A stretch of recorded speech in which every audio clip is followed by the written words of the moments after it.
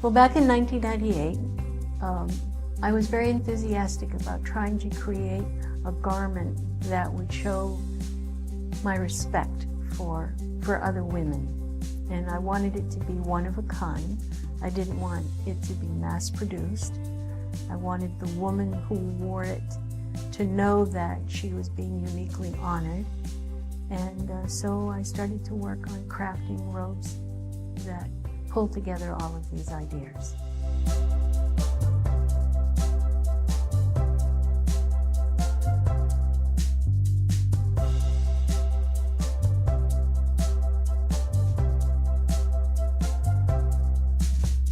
In 2016, I opened a shop to feature these robes. It's called Goddess Robes, and it's located on Main Street in Bryant Pond. An honoring robe is based on an ancient tradition, such as the kimono, which was awarded to people in a family or friendships that were cemented by receiving a kimono, to show dignity and respect for that person or an elder. And or it's like a cloak in a formal setting, something you might read in King Arthur's court, where a robe is awarded to someone to show that they're well regarded by their community. The title of the shop, Goddess Robes, comes from my background training in literature, particularly classical literature, and the idea of a woman embodying the divine feminine is then what led me to the title Goddess Robes. When you're stitching together those two concepts of the divine feminine and goddess robes, you're stitching together two easily blended concepts where a woman who is wearing this honoring robe is then showing her divinity, her divine feminine side.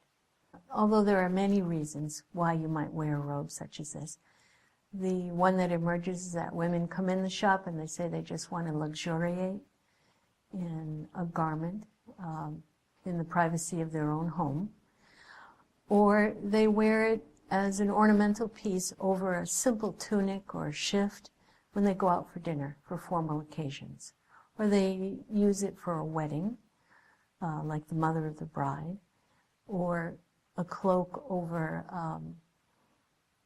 a particular garment that denotes that they're going out for something unique, something to celebrate. When you walk through the door in Goddess Robes, I introduce myself, and my immediate line is that all of the garments you see are one of a kind. Therefore, you're not walking into a store where you might uniquely find your size, but you are uniquely looking for a garment that represents you. So the colors, the palettes that you see should evoke or even provoke you to say, oh, I would look good in that.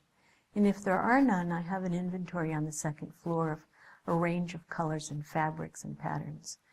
And if you tell me you prefer a palette that's in light blue, then I would look at my inventory, and then I'd make recommendations for combinations of fabric for you.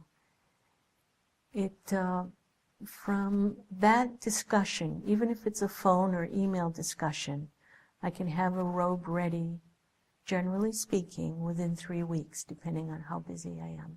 Each robe is unique. I never buy bolts of fabric. I see fabric that inspires me to make a robe, and consequently I only purchase enough fabric to make a full-length robe. Most robes they're fully lined to begin with, and they consist of a minimum of 10 yards per robe. And then I create based on the fabric that I've purchased, that was the initial inspiration. And I want it to be unique so that no woman sees herself wearing a similar garment out in public, and it's wearable art.